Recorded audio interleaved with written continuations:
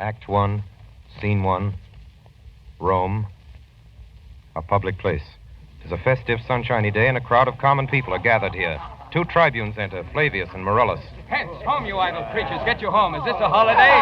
What, though you're not being mechanical, you ought not walk upon a laboring day without the sign of your profession? Speak, what trade art thou? Why, sir, a carpenter. Where is thy leather apron and thy rule? What dost thou with thy best apparel on? He wheels about and waves at another. You, sir, what trade are you? The commoner bows low, his eyes twinkling. A trade, sir, that I hope I may use with a safe conscience, which is indeed, sir, a mender of bad souls. What trade, thou knave, thou naughty knave, what trade? Nay, I beseech you, sir, be not out with me. Yet if you be out, sir, I can mend you. What meanst thou by that? Mend me, thou saucy fellow. Why, sir, cobble you. Oh, the cobbler art thou? I am indeed, sir, a surgeon to old shoes. But wherefore art not in thy shop today? Why dost thou leave these men about the streets? Truly, sir, to wear out their shoes to get myself into more work. But indeed, sir, we make holiday to see Caesar and to rejoice in his triumph. Wherefore rejoice? What conquest brings he home? What tributaries follow him to Rome? You blocks, you stones, you worse than senseless things. You not Pompey. Many a time and oft have you climbed up to walls and battlements, to towers and windows, yea, to chimney tops your infants in your arms, and there have sat the livelong day with patient expectation to see great Pompey pass the streets of Rome. And you now put on your best attire, and do you now call out a holiday, and do you now strew flowers in his way that comes in triumph over Pompey's blood? Begone! Run to your houses, fall upon your knees, pray to the gods to intermit the plague that needs must light on this ingratitude. Go, good countrymen. The crowd scatters and moves down the street. The two tribunes watch them as they hurry off. They vanish tongue-tied in their guiltiness. Go you down that way towards the Capitol. This way will I. Disrobe the images if you do find them decked with ceremonies. May we do so? You know it is the feast of Lupercal. It is no matter. Let no images be hung with Caesar's trophies. I'll about and drive away the vulgar from the streets. So do you, too, where you perceive them thick. These growing feathers plucked from Caesar's wing will make him fly an ordinary pitch. Who else would soar above the view of men and keep us all in servile fearfulness? Saluting, the tribunes exit in different directions. The noise of the approaching parade grows in volume. Crowds back up the street crying excitedly and waving. Soldiers appear and clear them from the road. Julius Caesar appears, followed by his train. Calpurnia, Portia, Mark Antony, Cicero, Decius, Brutus, Cassius, and Casca. More commoners follow after them until the stage is choked with people. Calpurnia! Seize ho! Seize the feet! Calpurnia! Here, my lord. Send you directly in Antonius' way when he doth run his course. Antonius? Caesar, my lord? Forget not in your speed, Antonius, to touch Calpurnia. For our elders say the barren, touched in this holy chase, shake off their sterile curse. I shall remember. When Caesar says do this, it is performed. Set on, and leave no ceremony out. Caesar! Huh? Who calls? Bid every noise be still! Peace yet again! Who is it in the press that calls on me? I hear a tongue shriller than all the music cry, Caesar! Speak! Caesar is turned to hear. Beware the Ides of March! What man is that? A soothsayer bid you beware the Ides of March. Set him before me. Let me see his face. Hello, come from the throng. Look upon Caesar. What sayest thou to me now? Speak once again. Beware the Ides of March. He is a dreamer. Let us leave him. Pass.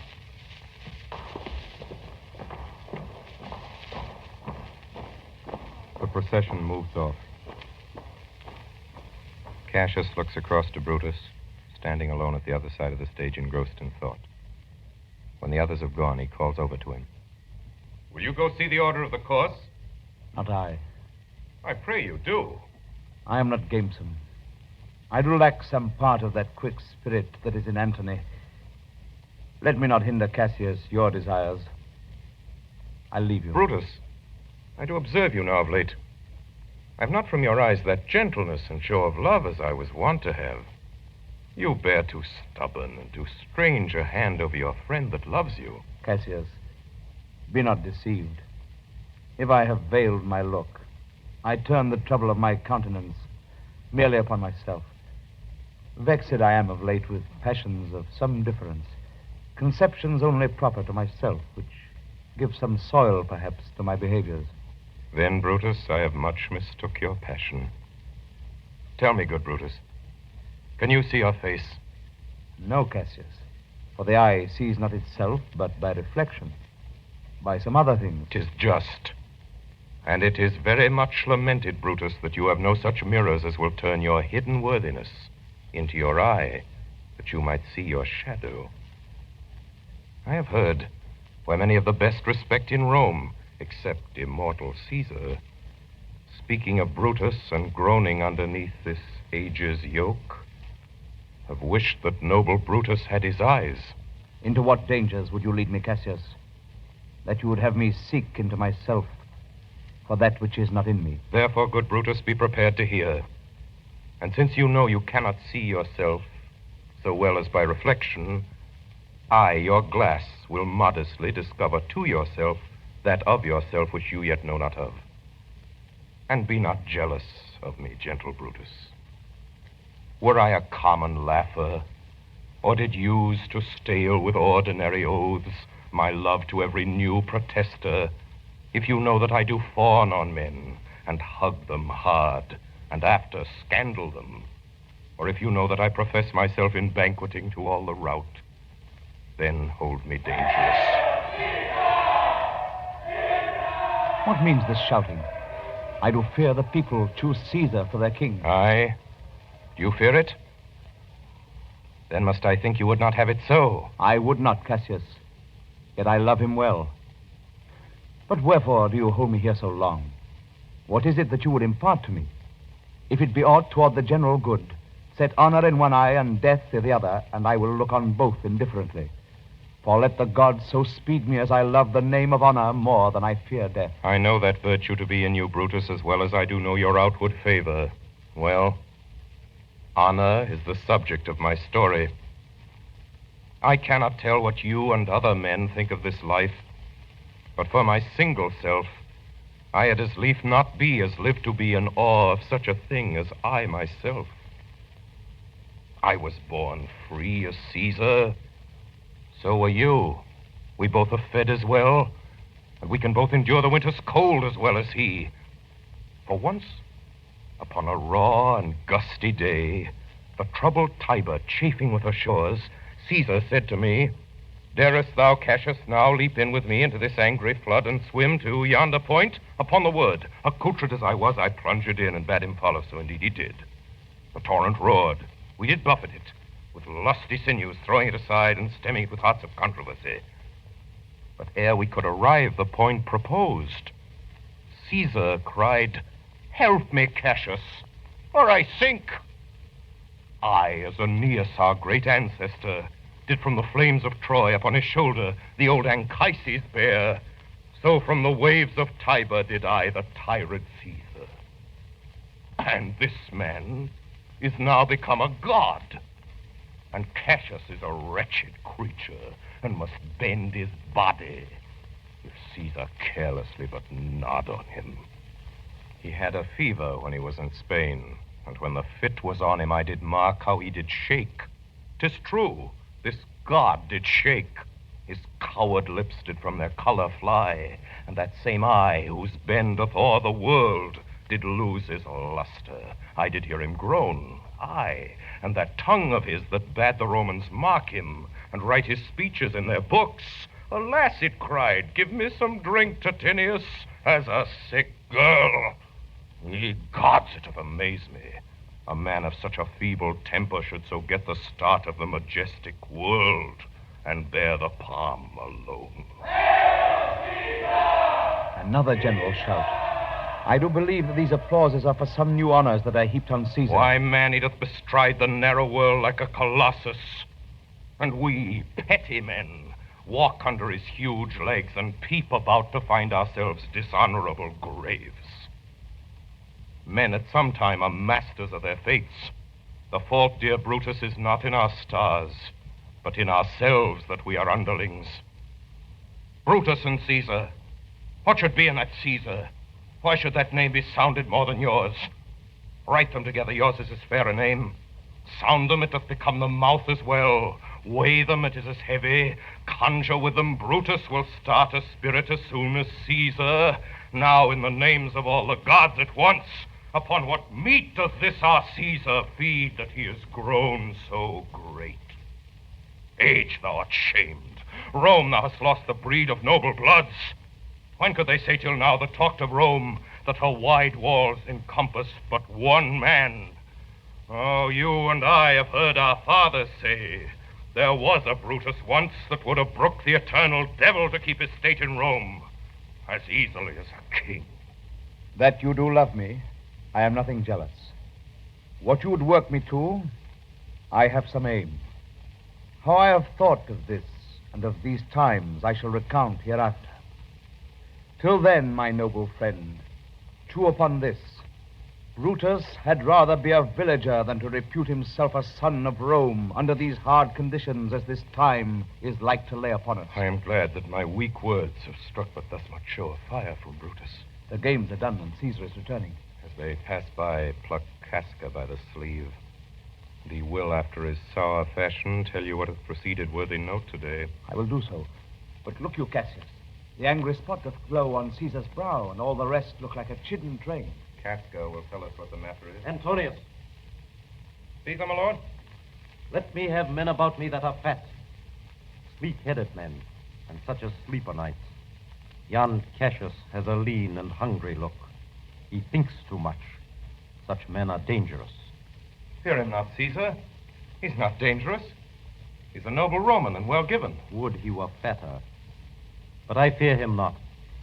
Yet if my name were liable to fear, I do not know the man I should avoid so soon as that fair Cassius.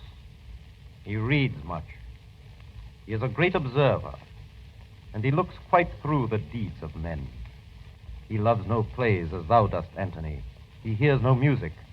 Seldom he smiles, and smiles in such a sort as if he mocked himself, and scorned his spirit that could be moved to smile at anything. Such men as he be never at heart's ease whiles they behold a greater than themselves, and therefore are they very dangerous. I rather tell thee what is to be feared than what I fear, for always I am Caesar. Come on my right hand, for this here is death, and tell me truly what thou thinkst of me. Exit Caesar and his train, Casca remaining behind. You pulled me by the cloak. Would you speak with me? Aye, Casca. Tell us what hath chanced today that Caesar looks so sad. Why, there was a crown offered him, and being offered him, he put it by with the back of his hand, thus. And then the people fell a-shouting. What was the second noise for? Why, for that, too. They shouted thrice. What was the last cry for? Why, for that, too. Was the crown offered him thrice? Aye, and they put it by thrice, every time gentler than the other. And at every putting by, mine honest neighbors shouted. Who offered him the crown? Why, Antony. Tell us the manner of it, gentle Casca. I can as well be hanged as tell the manner of it. It was mere foolery. I did not mark it. I saw Mark Antony offer him a crown. Yet 'twas not a crown, neither. 'Twas one of these coronets. And as I told you, he put it by once. But for all that, to my thinking, he would fain have had it. Then he offered it to him again. And then he put it by again. And then he offered it the third time. And still as he refused it, the rabblemen shouted and clapped their chopped hands and threw up their sweaty nightcaps and uttered such a deal of stinking breath because Caesar refused the crown that it had almost choked Caesar, for he swooned it and fell down at it. For mine own part, I durst not laugh for fear of opening my lips and receiving the bad air. Get soft, I pray you. What? Did Caesar swoon? He fell down in the marketplace and foamed at the mouth and was speechless. 'Tis very like he hath the falling sickness. No, Caesar hath it not, but you and I and honest Casca, we have the falling sickness. What said he when he came into himself? Mary, before he fell down, when he perceived the common herd was glad he refused the crown, he plucked me ope his doublet and offered them his throat to cut. And I had been a man of any occupation, if I would not have taken but a word, I would I might go to hell among the rogues. And so he fell. When he came to himself again, he said if he had done or said anything amiss, he desired their worships to think it was his infirmity. 3 or 4 wenches where I stood cried, alas, good soul, and forgave him with all their hearts. But there's no heed to be taken of them. If Caesar'd stabbed their mothers, they'd have done no less. And after that he came thus sad away? Aye. Did Cicero say anything? Aye, he spoke Greek. To what effect? Nay, and I tell you that, I'll ne'er look you in the face again. But those that understood him smiled at one another and shook their heads. But for mine own part, it was Greek to me. I could tell you more news, too. Morellus and Flavius, for pulling scarfs off Caesar's images, are put to silence. Fare you well. There was more foolery yet, if I could remember it. Will you sup with me tonight, Casca? No, I'm promised for. Will you dine with me tomorrow? Aye, if I be alive and your mind hold and your dinner worth the eating. Good. I'll expect you. Do so. Farewell, both. Exit Casca. What a blunt fellow is this grown to be. He was quick metal when he went to school. So is he now in execution of any bold or noble enterprise. However, he puts on this tardy form. This rudeness is a sauce to his good wit, which gives men stomach to digest his words with better appetite. And so it is. For this time, I will leave you. Tomorrow, if you please to speak with me, I will come home to you. Or, if you will, come home to me, and I will wait for you. I will do so. Till then, think of the world. Exit Brutus. Cassius stands looking after his retreating figure. Well, Brutus, thou art noble. Yet I see thy honorable metal may be wrought from that it is disposed. Therefore 'tis meet that noble minds keep ever with their likes. For who so firm that cannot be seduced? Caesar doth bear me hard, but he loves Brutus. If I were Brutus now and he were Cassius, he should not humor me. I will this night in several hands in at his windows throw, as if they came from several citizens, writings all tending to the great opinion that Rome holds of his name, wherein obscurely Caesar's ambition shall be glanced at. And after this, let Caesar seat him sure.